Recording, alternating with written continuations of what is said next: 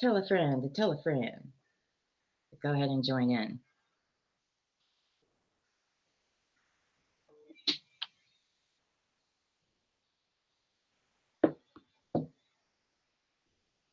Okay. I got way too into it because it's been such a long time since I have been back live. And thank you all for joining me. Make sure right now, go ahead and share with your friends, share on your social media platforms, because right now we are live on LinkedIn, YouTube, and my other favorite, Facebook. So go ahead and get into the comments. Let us know where you're watching from, what platform you're watching from, so I can get a better idea of which platforms I need to pay more attention to. Hello. And also to just say hi so I know you're watching.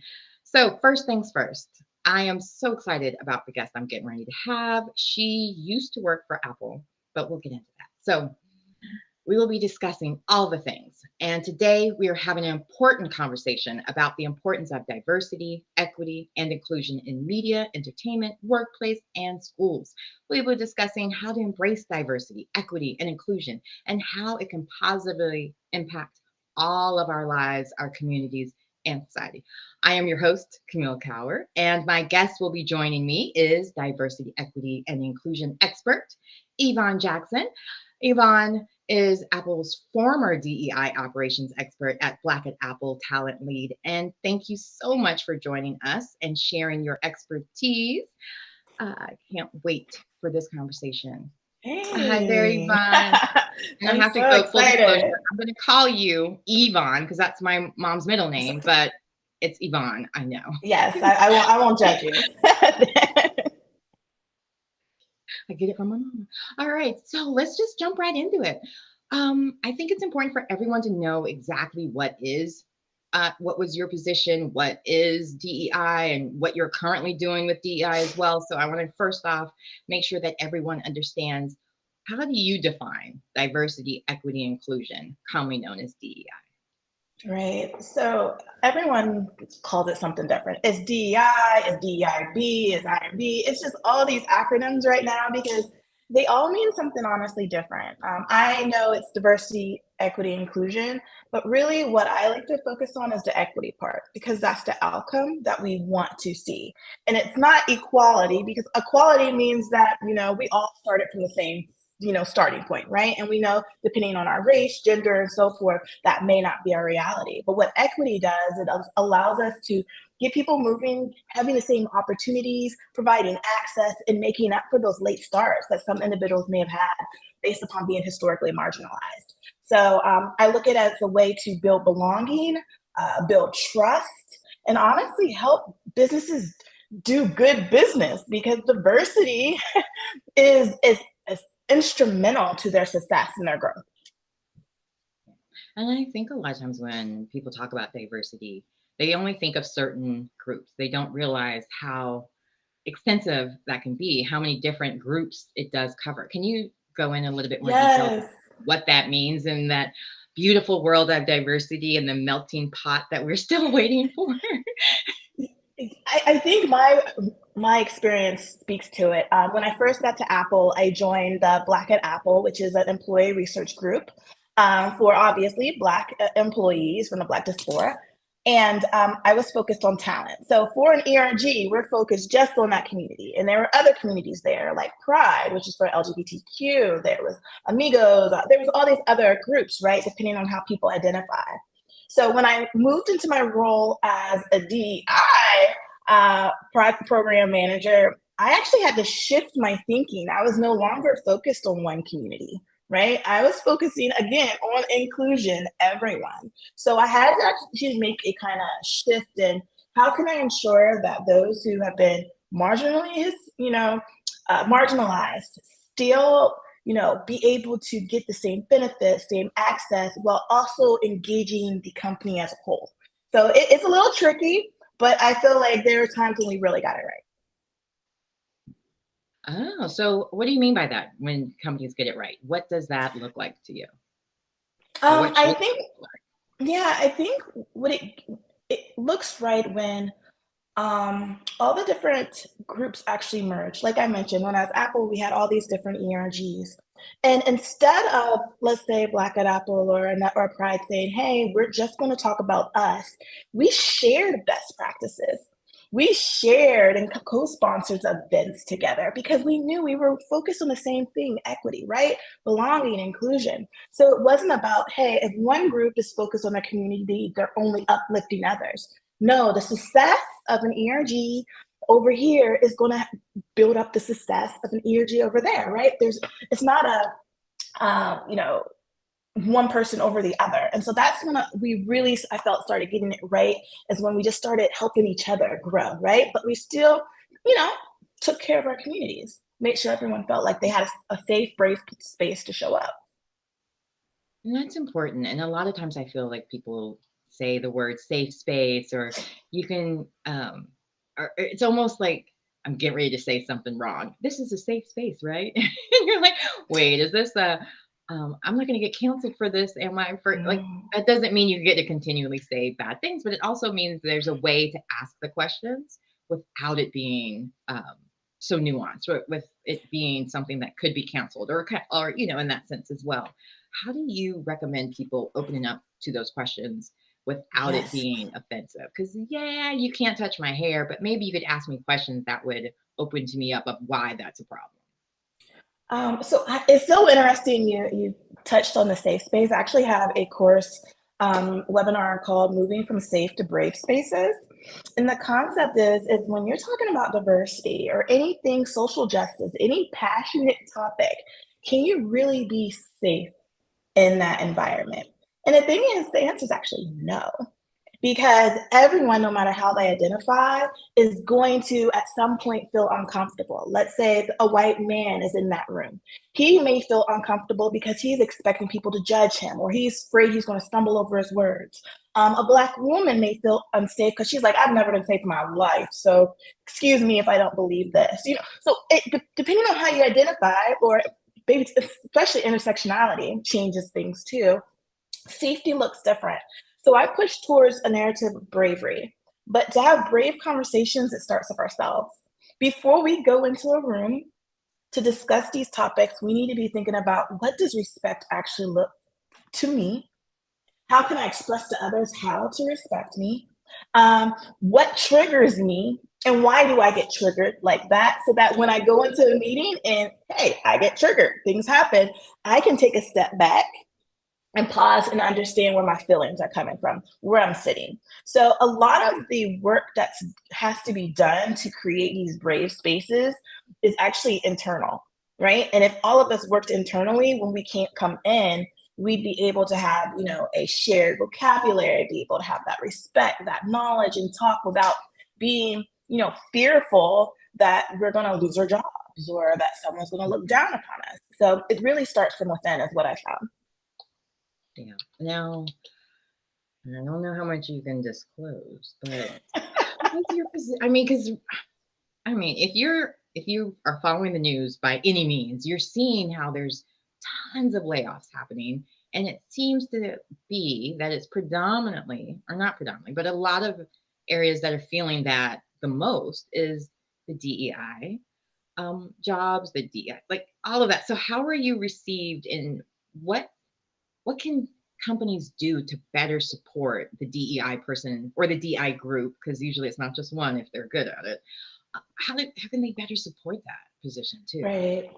I mean, if anyone watching goes to LinkedIn right now and just puts in diversity and equity or DEI, there's going to be so many wonderful thought leaders who are talking about this right now. And what I've been hearing and what I've been seeing is that honestly, it's sad. In 2020, all these companies made these statements that we're going to focus on this. We're going to build up the community. We're going to make you feel safe. We're going to make sure that you have access to opportunities. And within less than 3 years, what happened? Layoffs, and layoffs will typically happen to people of color because of where they fit in the hierarchy. A lot of DEI, because they tend to be in HR or some random organization because they're just kind of thrown together. And so a lot of people, from what I've seen, lost their jobs. I remember deciding in October, was I going to stay at Apple or leave? I had to make a decision for myself. And I just felt something was happening in the workspace. I just had this feeling. And I was like, I don't think I have the bandwidth to sit and wait for a company to tell me that they're not committed anymore. Like, I won't be able to handle that. So I decided to actually come out of corporate America in advance so that I could focus on doing DEI diversity work where I can show up and be authentic, right? Without being scared, I'm going to say the wrong thing, or I'm going to lose my job, or I'm at the bottom of the totem pole. And honestly, that's what I've been seeing a lot with, especially Black women in these roles. They're all going solo, right? So there is, I think, another side to this. There's a gaining side that people are like, well, you know what? I already know I'm valuable. I proved it there. I don't need to prove it anymore. Let me show people on my own. And that's kind of what I've taken. And that's what I'm doing right now. Mm-hmm. So what was some of the pushbacks with it? Oh my God. Well, you know who's not watching the presentation right now. Well, and I will put you on blast because I love you. No. Are you kidding me right now? It's my fault. Let me know what you want me to get to. I'm just gonna put him on blast for a minute. Yep, Jeremy, busted. So sorry about that. Oh, this is when it's live. It happens when it happens.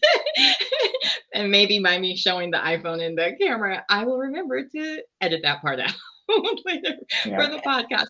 But I just lost my train of thought a little bit. But I think you did have a script with me. Okay. So I will go ahead and go with what I have next. So why is diversity, equity, inclusion so important? Oh, no, I already asked that one. Actually, so this is the one. How can we better promote diversity, equity, inclusion in the workplace and schools? There are several strategies that can be effective. So can you share some of those? Oh my goodness. I think there's so many different ways. The first thing I always tell people is they cannot measure the impact of what they're doing if they've never did an assessment of what their current state is. I look at this like program project management. This is still business when we're doing this inside of a company. So have you actually looked at what you've done over the last 5 years? Have you written it down? Do you know how many people have came in that may fit underneath the diversity label? Do you know how many people left because they were having issues around diversity? Like, what have you been tracking, right? And until you start tracking, right, how can you decide if you actually move the needle and went anywhere? And what I find is that most companies are afraid to track. I mean, I even worked in a company that there was no data points. So I did a lot of my work without knowing any numbers, right? I had to create opportunities for me to get data to support my teams because companies just are like, there's no transparency. So it's about making sure you have some data, even the most minimum, and being transparent with it, sharing it with others.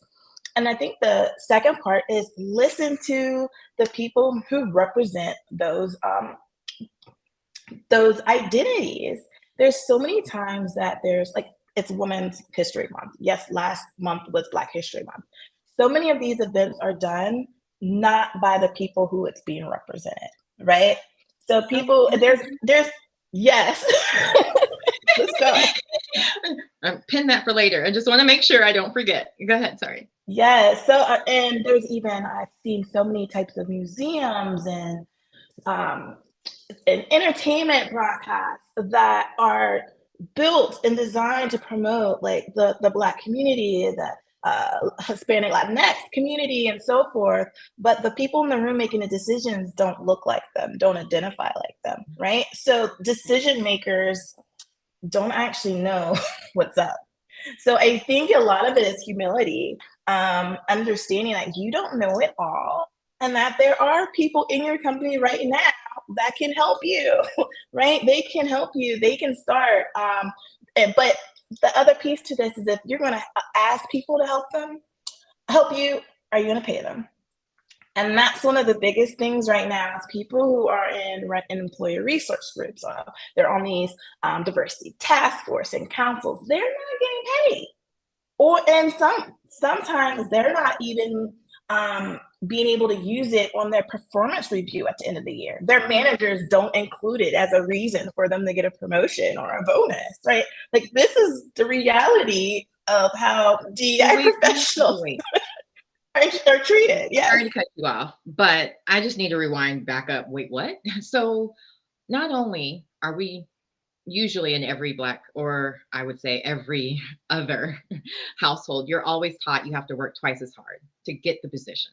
But not only are you going to now have to work twice as hard, now you're going to have to work double as many jobs and for less pay, because it is Women's History Month. So we do know that there is a huge gap in even how much money you make compared to a white male. So when we add all those factors in, why would someone even want to put themselves in the chopping block to be a representative?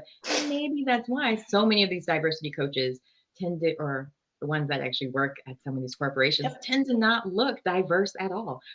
I was just looking at an event recently where it was supposed to be a diversity and inclusion event, and everybody on the panel was seemingly white looking, or at least very pale.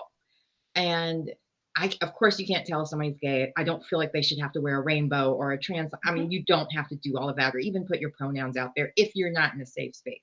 I get all of that. So that's a lot of that.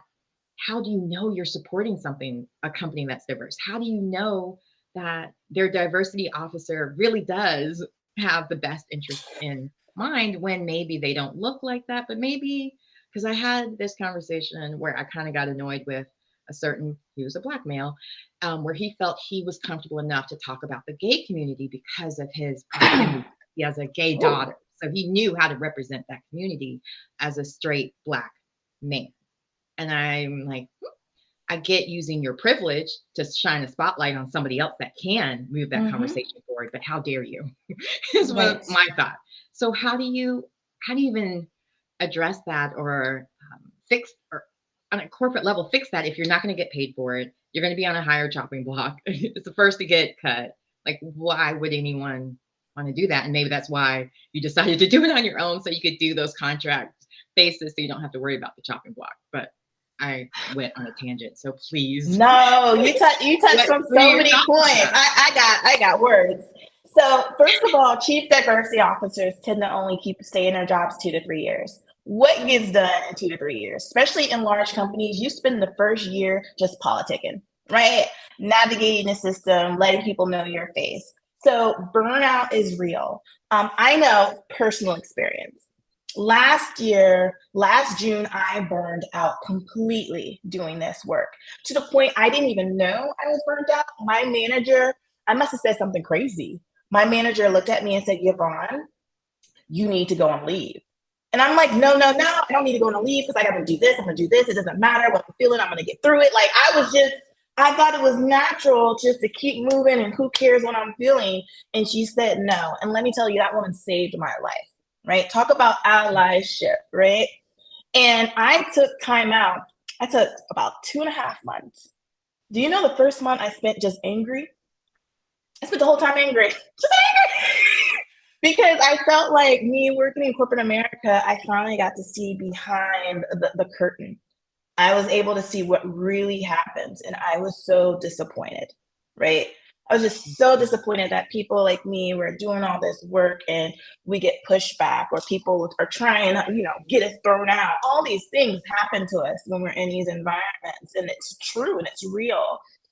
And so I had to do a lot of soul searching to realize that I still wanted to continue this work.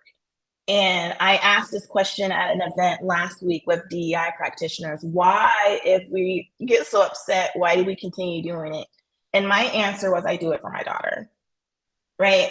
The cruise boat has sailed for me. I've already been defeated. I've been fired. I've been mistreated, like discriminated. I've gone through that. But my daughter, the youth, the future, they have an opportunity not to have to do that, right? So, and my ancestors, those voices I read during that month that I was angry, Audre Lorde, all these people, they did this under worse circumstances than I am, right? I'm sitting in my house, right? Unbothered, undisturbed, air conditioning, and nice degrees behind you at schools that used to not let us in. Right, exactly. And so I don't think I have the choice. For me, not everyone has to make this choice, but I decided to take on that burden. right? And it is a burden. No one wants to put in this work. No one wants to be burnt in. But what I do this time around is I set boundaries and I ensure that any diversity work that I do, it follows this one guideline. And it's the name of a book called The Bridge Called My Back. So I say, if an organization or individuals want to use me as their bridge to humanity, because they can't put in any of the work themselves, I'm out. However, if a company is like, hey, we have executive sponsors, we have groups, but we just hit a wall and we don't know where we're going, hello, call me, right? So that's how I decide. If you're going to use me as a way to just cover up what you're unable to do, what you're unable to accept or recognize, that's not how I'm going to be able to survive this work. So, but it took a while to get here, and I'm still in a healing process. And I think so many other DI practitioners are also healing from the last few years. Yeah, can you mind speaking a little bit about that? And then we're going to go to our next topic, just because I think it's so important. Because even last night, I was at a NABJ, had a conversation last night about burnout for reporters, and it hit on so many things. I was just like, wow, they really go. I mean, they're talking those tough topics every day, and they're covering it out in the streets. They're dealing with the protests and like the newsrooms that's not supporting their stories, because there's not a lot of diversity in the newsroom as well behind the camera, which is where those decisions get made on what gets actually aired and what doesn't. Because I hear a lot of times that these Black reporters, they are trying to pitch stories that are not us just being the criminal, but also these positive stories, and they don't always make it because it's one of those rules: if it bleeds, it leads. And so I'm curious for you, when you're going through this burnout, or if you can even sense it coming, what do you do, or what do you suggest for other people in your field how to handle that? Obviously, I wouldn't necessarily go with my go-to of Hollywood movies, because maybe maybe they'll trigger you. I don't know. But I'm curious, how do you decompress after all of that? I think the first thing that really helped me, honestly, is when my manager looked at me and was like, "Hey, something's up. You need to go work on you." The first thing I did was I found a Black doctor, female doctor, and a Black female therapist. And I believe that's the reason that my healing process went so quickly. Even my therapist was like, "Whoa, like you went from I don't want to ever go back to work to okay, I can do this and I can quit my job and I can continue doing it as a consultant on my own with a baby." Like it just was like this huge shift, right? But I have to say it was because of the Black woman supporting me from a medical and mental health standpoint, because I didn't have to talk to them about the nuances of being Black, right? Or the nuances of having a Black family or a generational trauma. They already knew. So I could actually get to the core of what was going on inside of me, which allowed me to build on that. And then my community of honestly Black women, right? They got me through. They really did get me through. They were there for me, especially having a daughter living somewhere without family all the time. They supported me in this effort. And the other piece of it is gardening. We always so when I was pregnant during COVID. I know we're going to get to that, but the way I knew working at Apple during COVID while pregnant was going to be stressful. I was even on the COVID response team, ensuring that every single store, corporate location in the world was receiving PPE gear. So I worked over 4 time zones, 24 hours a day, right? And I'm pregnant and hadn't told anyone. So I knew I had to put something in place to ensure that my daughter was not feeling that stress and that she would come out as zen as possible, because there was nothing zen about me before 3 years ago. And so gardening became my thing. It was actually container gardening, because I was still living in California. I only had a little small balcony, and it was something about putting my hands into the dirt, and I think that's something that you see a lot of Black folks doing right now, is getting back to the farming and fresh food and gardening and planting. And it was something about growing life inside of me while I was growing life in my garden. I would just talk to it. One plant was about to die, and I was just like, you know what? We're gonna do this. How you doing today? Like it just did something to me. So I would say for my self-care, Gardening is my thing. I'm not that great at it. I'm still figuring it out, but I think we all have to have that one thing that just brings us to a point where we can breathe again. No, and I love that. And perfect segue from plant mom to single mom by choice. Yes. For those who need to catch up, we are going to talk about this next. So I I feel like there's been a lot of conversations about this year, as opposed to many years before, where I felt like no one ever shared anything. You just would hear about IVF or freezing my eggs, like on these different reality shows, but not really understand what that meant or why. What's an embryo? What's the, like I went back to science class, so I know. But for those of us who don't know, I really would like for you to share, like, what was some of the, I guess, some of the parts of becoming a single mom by choice that is all like maybe represented in media and so forth that you found to not be true at all, or just what was it really like as opposed to how they portray it on TV? Or I mean, obviously documentaries do a better job, but Yeah, yeah. in the overall, what was it like for you, especially as a Black woman and being a DEI expert? I'm sure you could Yes. tell different things. So for those who may not understand the nuance of by choice, it means that I used a donor to have my child instead of doing it within a relationship. And for me, people always ask me why I didn't have kids or why I'm not in a relationship right now. I'm divorced, so I've had a ring.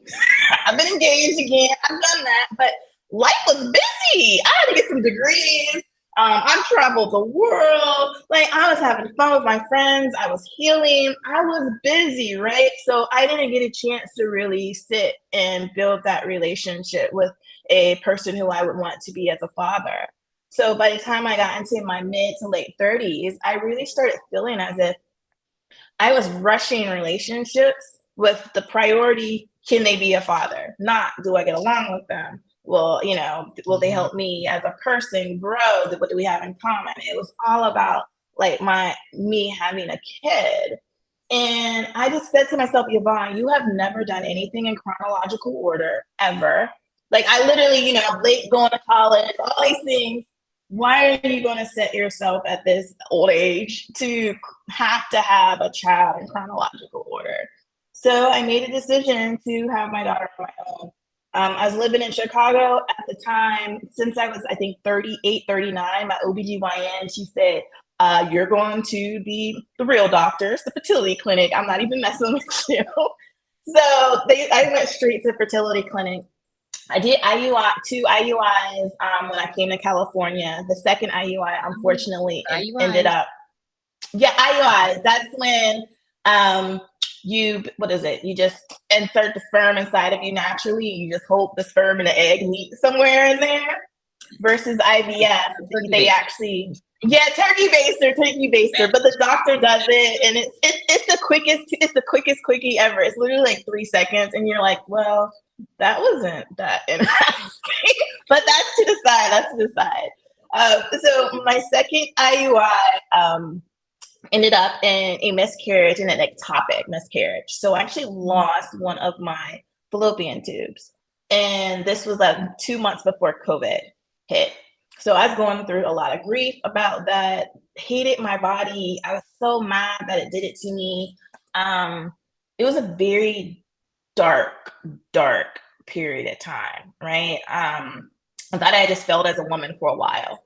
And then I was able to eventually get to IVF once clinics reopened, and I was able to have my daughter. They retrieved 9 eggs because I didn't have that many. I'm at the time I was 40, so they only retrieved 9 eggs. They were able to get 3 to outside of the womb to actually, turn into a blastocyst embryo. And we put in 2. So I just knew I was having twin boys, in fact. And instead I had one girl. And I still have like one. Even in science, you can't plan it. Yes. I was like, when the doctor's like, oh, I see one heartbeat. I was like, can you look again? I'm trying to get this done. Look again. He's like, no, man.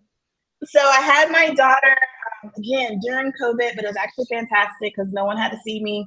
I could plan my day. If I didn't feel well, no one had to know.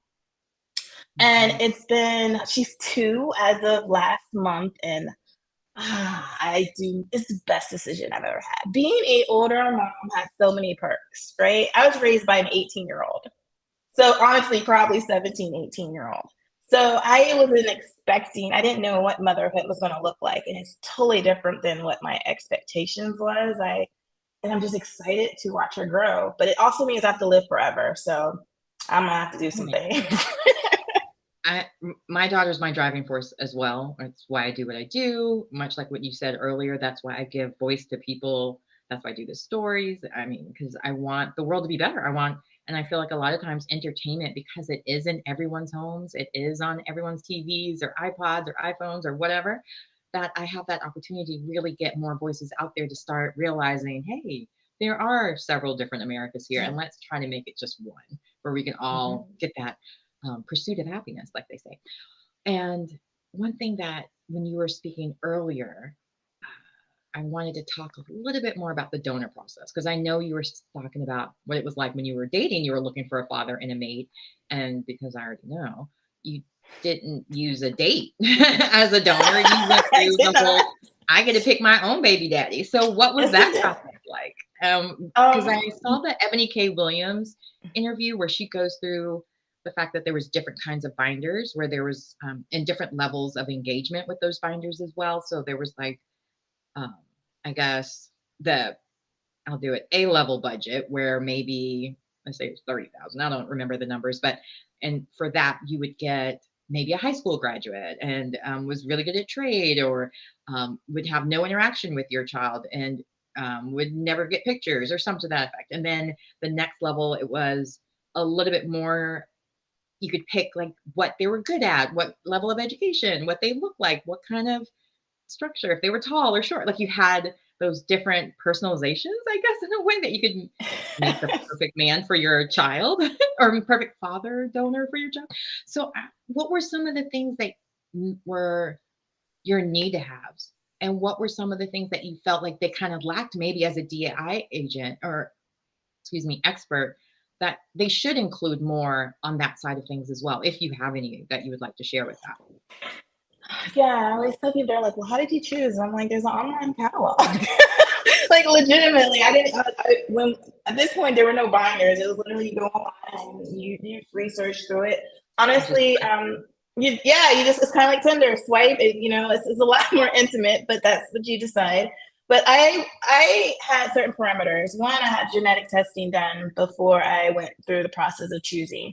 And it turned out that I had 2 genetic markers, and that I was like an alpha marker that had not impacted me as a person. Like, I had no effects or symptoms. But if the paternal donor had the same ones, my daughter could really come out with some bad issues, especially around, blood and stuff like that. And I didn't want to play with it.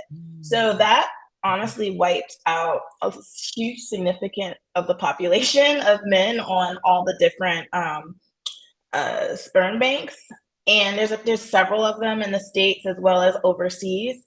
And it really took out the number of Black men that was available to me as well. There's already a low number of Black men who do participate in being a donor. So then with my genetic makeup, I had to shift. So that was a big thing. And me being really, this in the air, diversity, Black community, it was weird because I was like, wait a minute, I'm not going to have a Black child? Like, what is it doing? So I really had to start thinking about other characteristics. And for me, honestly, height, I will say height would matter. I come from a family of giants, so I just wanted her to have a chance and not be the shortest cousin in the family, right? And then it was their personalities. You see, there's pictures of them as youth. Mine did not have pictures as an adult, but there were pictures of the youth age, all the way up to maybe 14 or so. They have their voice interview. They talk and they write letters about their family and how they grew up. So her donor ended up is of an Asian background. And I wanted someone who didn't come from a life of privilege. I don't know. For me, I just feel like our backgrounds just and our ancestors like stick along with us. So I wanted someone who may have had to work at what they did, right? Maybe it wasn't because of color or any of these things. And so this person that I found, his temperament, his voice, the way he looked at life, and the fact that he overcame, I just felt like those are qualities, my daughter would want. He also is a chemistry major, does piano, does he I mean, he's a martial art person, so there's a lot of things out there. But it took a while, but at the end of the day, honestly, it was eating me by the between two people. It was between the person who I talked about, and then there was another individual. He said he wanted to teach his kids how to hunt, and it was like the it was a lot, and I was like, no, I don't, no, I'm good on this. But eventually you don't really care. We spend so much time just thinking, can we find a perfect paternal donor? And then at the end, all you want is a healthy baby or just a baby, right? So I don't really even think too much about the individual. I have this information I'm using, and it's called kind of open, as in when she's 18, she gets this information. She does have siblings. I am in touch with the mother. So like she does have a future that's not going to be a secret, right? And I'm learning from different groups, like there's Mocha SMBC on Facebook and other groups, how to navigate this, right? She's only 2, but this conversation is going to start coming up. But I will tell you this, the funniest thing is when I pick her up from daycare, she goes, "Mommy, Daddy!" That's her name, or it's just Daddy. And daycare thinks it's the funniest thing. They wait to see what she's going to call me this dad. So she's already figured out that I'm her mom and her dad. And she's perfectly fine with that. Yeah. Oh, well, that's wonderful. I want to kind of just touch on this because I want to be mindful of your time, and we are getting way past the 30-minute mark. Do you have 10 more minutes or so? Yeah, sure. Okay, perfect. So I have to ask you this because I too have a multiracial daughter and grew up multicultural because I grew up in Europe and then moved to America and had no clue about colorism, had no clue about racism still existing in America because I was overseas and just kind of idolized the idea that America was this great big melting pot, and that there was Cowboys on Dallas, and then there was Dynasty. I'm totally showing my age, but I know. I think there's new versions of that, so just pretend it's that one. And, like there was all these elegant and just beautiful, and it was just everybody got along. And then when I moved here, I found out very quickly that's not the case. And because I did grow up in Europe, and most of the Black people I saw, that were around my age were mainly biracial because of the fathers or mothers being stationed somewhere other than America and falling in love with someone from a different country because of where they lived or where they were stationed at their young age when most people start their families, well, at least in the 80s. It was a big eye opener to come here. I thought I was dark skinned because of growing up being both of my parents are Black. And having that issue to deal with colorism. And then it was so different when I had my daughter because I wanted to protect her from all of that. I didn't want people to just automatically assume she had white privilege because I saw firsthand that she didn't, because she did have, we didn't have a strong relationship with my husband's side of the family. I mean, I don't have the best with my own side anyway. I mean, we're all so far away in that sense, not that we don't get along, but everyone's far.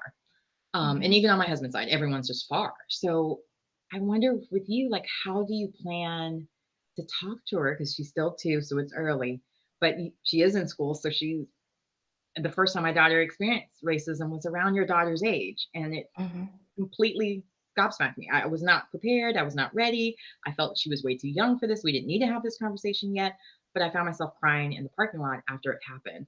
So I wonder with you, like, when do you think you should start having those conversations with children? And how do you plan to, I guess, help her navigate that, not only as a Black woman, but as an Asian woman and culture? Girl, you got a lot to, I know. to unpack there. So I'll stop. So Again, I'm a new mom, so I'm just learning how this works. But what I've seen so far is that, and especially in the case of my daughter, how she learns, it's through experience, exposure, and repetition, right? What she sees. So how you explain it to your children is based on their age. So what I've done right now is I know she loves by what she sees and she's exposed to, that's how she learns. So I have an entire hallway going up my steps that I call the Diversity Hall of Fame, and I have different color of women all along it, of different nationalities. So from the time she was 1 and we moved in, we'd walk past that wall of diversity, and I say hi, and she says hi to each of this woman, that woman, all these people of different nationalities, right? All the pictures in and around my house are of women of color, and it's various colors and shades because all of us come in something different, right? So I didn't want her, even at a young age, I wanted her to understand that different shades is okay because she is lighter than I am right now, right? So doing that is what's important to me. And then the other piece, it has to do with her daycare. It was very important to me that there was diversity there, and she goes to amazing daycare where her caregiver right now, wears a head covering, right? It's owned by people of Indian descent. There's a Black director. Different types of children come in there. So my daughter is seeing it on a daily basis. So, and she's just started talking. So now we'll start to, use books and add vocabulary to it. But I really think it's through the experience. Um, we should be building the culture that we want them to live in at home. And that's what I'm gonna do. In my house, I'm gonna build the culture I want for her to have, but I'll be there along the way for the journey. Well, you just let me know when she's at American Girl doll age, because I have every color.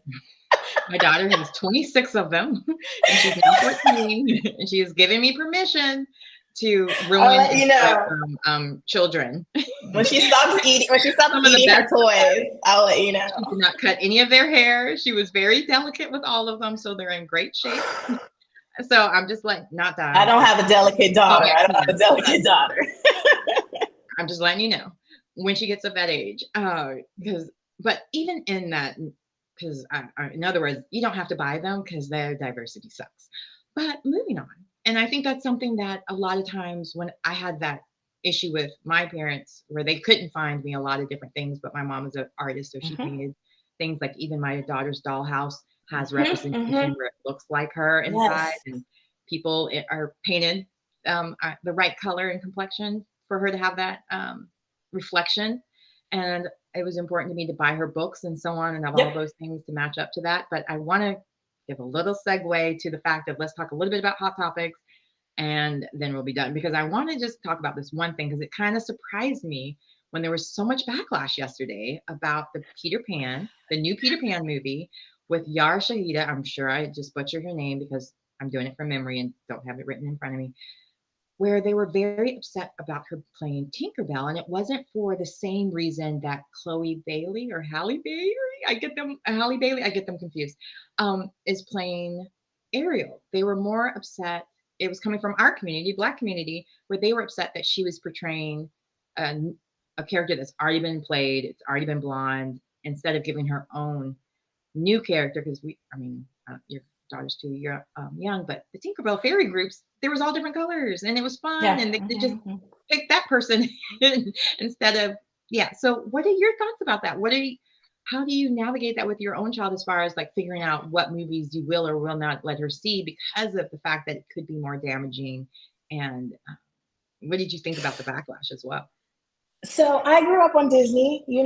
Growing up, my favorite Disney was actually Beauty and the Beast. Me and my family was singing that to the top of our lungs throughout the house, because I loved books. So I didn't see her as like a white character. I was just like, oh, she has a library, right? Like that's what was so exciting to me. And then I used to love Peter Pan. Any Peter Pan, I just watch. It doesn't matter if it's a horrible version, I'm gonna watch it. But I remember after I had my daughter, I was like, well, let me start watching Disney, especially now that we have Disney Plus. I started rewatching these Disney cartoons, and I was like, ooh, there's a lot of wrongness in here. Like Peter Pan, the way They show Indigenous and Native Americans. It's terrible. And then before every cartoon that I grew up on, there's a blurb saying this may not be what we believe. So And it hurt me. Yeah, even the smoking. There's like one in your What? Like Winnie the Pooh has a gun. He's shooting. It's all these things. So I had to take a step back. Constantly shooting. Right? And he scared the crap out of me as a kid. I hated Elmer Fudd because it scared me so bad because I was a military kid, and we were trained at a very young age about the importance of safety of guns and this, that, because there's always a gun in your home. And so the idea that he was just constantly getting shot and his head would come back, it was just like, what? Like it freaked me out. It was just like, this isn't what I've been trained. And this is what we watched, right? And we were happy to do it. So now I will say propaganda in it too. So. Yes.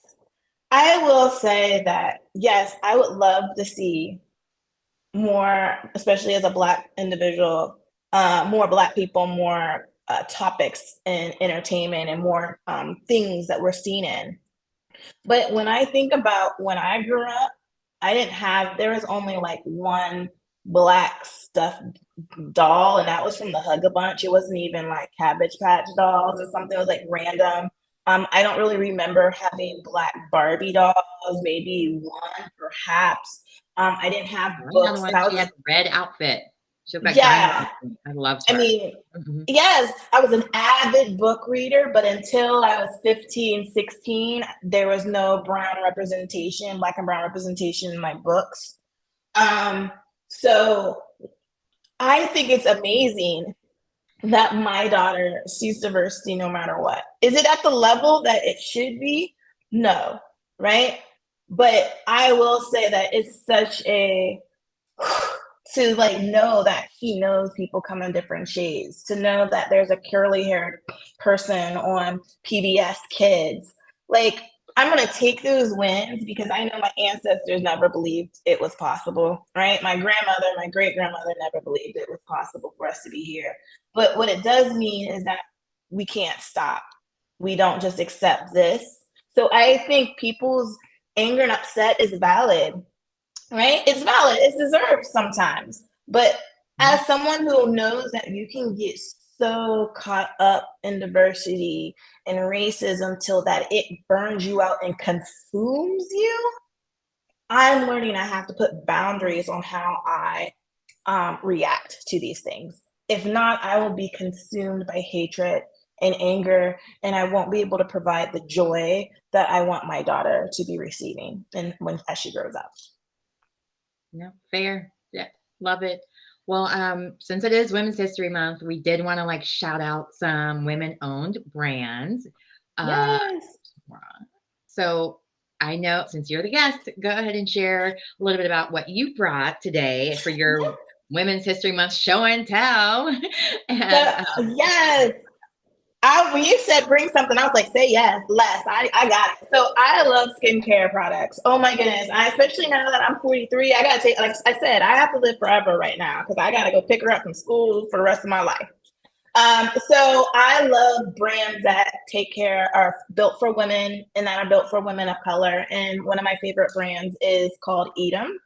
And Edom is Latin for same or all. And I'm going to read this straight from their website, is that they're not saying that all women are monoliths and we're the same, but that we do share invisible bonds and our stories bind us together because we do have some things that we share as just women in general. So this is like a Milk Marble Dark Spot Serum, and it's created for people who have some melanin, right?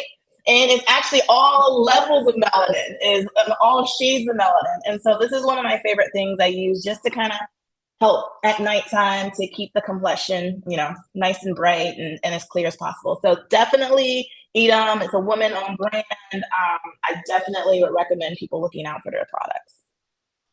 Fantastic. And I have the link in the comments as well, so you can check them out. And I went to their website, and first thing I see is a very dark-skinned Asian-looking woman. So already I'm a fan. I went a little overboard because I couldn't pick just one. And my mom gave me this garden bag, and I was like, what in the 1900s? How did you find this? Where is it from? And she's like, Camille, you gave me a gift in this a long time ago, and I kept it. So Are you? a little reminder of R&B going back in time. Okay. But I did my entire makeup today with women-owned brands. So of course the Pat McGrath, Charlotte Tilbury, Glow Glow Beauty Skincare. I love them. Laura Mercier is my blush. Juvia is my brows. Juvia. Let's talk about Juvia eyebrow palettes. The palettes. I have like 10 of them. Yes, I am always having sales are like addicted. $5, $15. It's ridiculous. I just buy them all. Yes. Yeah, we do. It's like a bookcase of palettes. I have the same one. They got there on the shelf. Yep, because I used to have them in my drawers and I kept breaking them, and now I know why, because they were just rattling around in the box, as opposed to making it like my own makeup. Yes. Well, this has been such a wonderful conversation. Oops, let me put you back up here with me. This has been such a wonderful conversation. We have talked about so many things, from diversity, equity, and inclusion to what's it like to be a mom by choice. And I have loved every. It's wonderful. I have to have you back.